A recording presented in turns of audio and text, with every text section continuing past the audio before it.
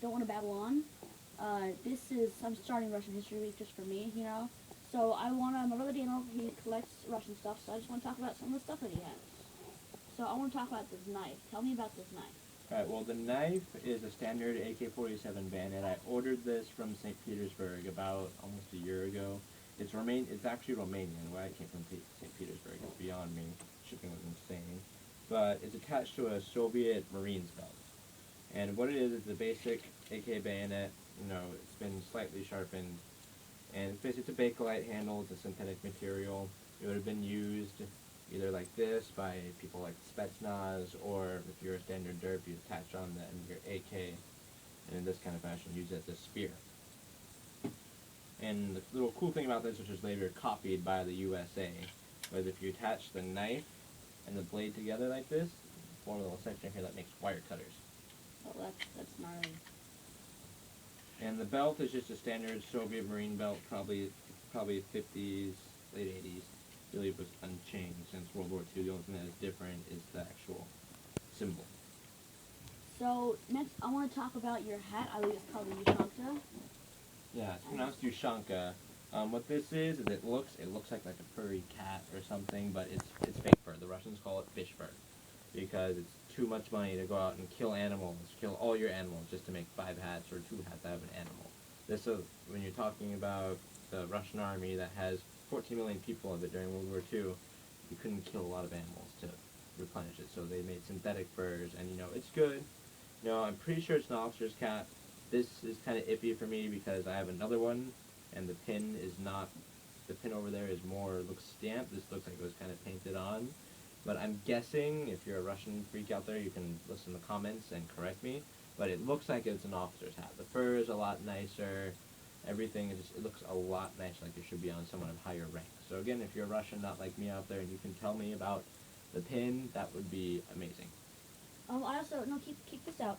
I want to know because you see the hammer sickle and all these like the little leaves around them and the star. So can you kind of give us like a brief explanation of what those mean, if you know? Well, the red star, obviously communism. That's their symbol. And then the hammer and sickle is meant for the workers and the farmers, because what communism is, for those of you who don't know, is it's a policy where the state basically owns everything, and everything is run by the workers. Basically, it's major workers' rights. It's supposed to make everybody equal. No rich, no poor, no middle class. In practice, people abuse power because people are greedy. But it's basically the sickle represents the farmers, which Russia had a lot of, and then the hammer represents the industrialists, and the wreaths are just there, for decoration. Okay. Also, you have a blue beret, and I want you to tell me a little bit about that because I actually don't know much about that one. This is my most recent one. This is a VDV beret. I can't pronounce the acronym in Russian because it's very long and complicated, but it's basically the airborne Spetsnaz units, which for those who don't know, Spetsnaz is Russian Special Forces. The best. Yeah, if you haven't watched Deadliest Warrior, one of the best. If you haven't watched Deadliest Warrior, I would watch it. That's where I get some of my info from. But yeah, it's a blue beret. It's not worn the traditional American beret style where you put it on your head and it slumps over. It's worn pretty much like a sailor's hat, in this kind of fashion. And you have the new star, because this is a modern one. This isn't from the Soviet era. This is basically their symbol. It's a star. It's not red anymore. It's not communist anymore. And then over here you have the modern Russian flag with a little parachute with planes, because they're paratroopers. They're the only military in the world where they jump out of planes. Most paratroopers, they jump out of planes with parachutes. They can drop armored personnel carriers out of planes with parachutes, with guys inside them, and land them and start driving. And this came from the Middle East. It came from Eastern Europe, and this one, it was pretty expensive, not gonna lie. This one cost me about $50 for a modern day one. The Soviet era one's like $5. They're so cheap. Is it legit though? Is Yeah, it like so legit? yeah, this is legit. This is 110% legit. Yeah. So I know everybody's, with the Black Ops coming out a few years ago, everybody's interested in the whole Spetsnaz thing. So can you get just a little bit on the Spetsnaz?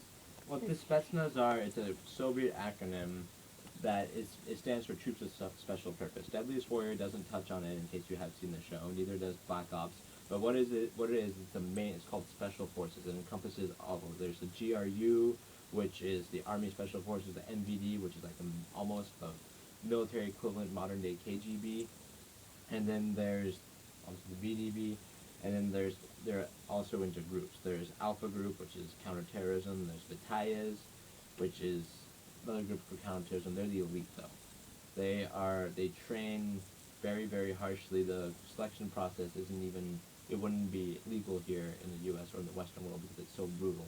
People die on a daily basis in Spetsnaz training, and it's accepted as being a better soldier. And only keeping the strongest soldiers within their special forces regiments. So that's why they're so tough and Yeah. awesome. Yeah, when they see, they're basically, I don't know if you've seen like Chinese guys breaking bricks with their face. It's basically the same idea.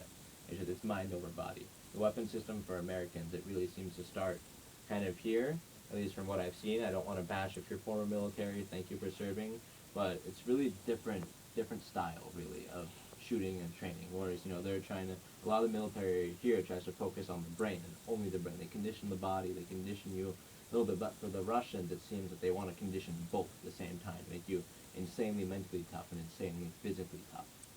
And one last thing, because there's a constant battle going on of like American weapons, like such as just say the M4, like the modern day M4 versus the AK-47 and 74, the whole AK series. So can you explain like the strength and weaknesses of both as much as you know? Alright, for this purpose, I'm going to compare the M4 carbine with the AK-74 carbine. Not the AK-74U for Call of Duty people who don't know. There was an actual full-size rifle version. And they're both carbines technically because they fire intermediate ammunition that it's not a full power rifle cartridge, but it's not a pistol cartridge though at the same time. And the strength of the M4 is that it's insanely accurate. The 5.56 NATO ammunition, which again, for those who don't know, is 5.56 at 45 millimeter. It's actually, it's a good round. Like, it goes out far, it's very, very accurate. The only problem that I've been hearing from, when at college, I talked to a lot of, former military men, mostly Marines. The only thing that I've really heard is that at close range, that's got virtually no stopping power. So you have to either hit them in the heart or in the head, which, is an argument for marksmanship.